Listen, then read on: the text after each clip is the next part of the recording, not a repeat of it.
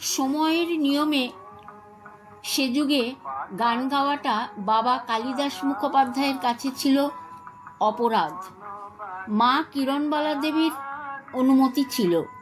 পরে অবশ্য বাবার অনুমতিও মেলে। মেধাবী ছাত্র, প্রথম বিভাগে ম্যাট্রিক পাশ করে যাদবপুর ইঞ্জিনিয়ারিং কলেজে ভর্তি হয়েছেন।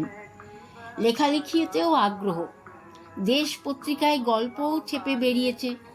কিন্তু যার কণ্ঠে সুর একবার কোনো গান শুনলেই গলায় চুম্বকের মতো উঠে যায়, তাকে গানের জগৎ থেকে সরিয়ে রাখবে কে? বিধাতার বিধিলিপি। আগামী দিনে সঙ্গীত জগতে যিনি হবেন এক মহীরুহ, এমন একজন মানুষের জীবনে প্রথম হারমোনিয়াম কিভাবে প্রাপ্তি হয়, সে কথাই আজ বলবো।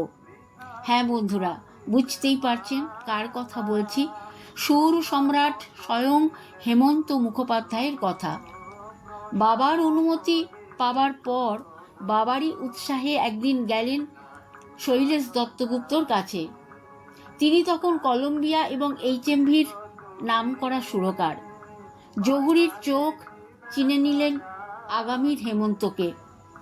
তাঁরই সুরে নরেশ্বর ভট্টাচার্যের কথায় 1937 সালের ডিসেম্বর মাসে প্রকাশিত হল হেমন্ত মুখোপাধ্যায়ের প্রথম আধুনিক বাংলা রেকর্ড।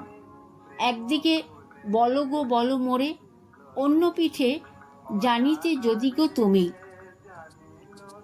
2 মাসের মধ্যে বেরোলো দ্বিতীয় রেকর্ড।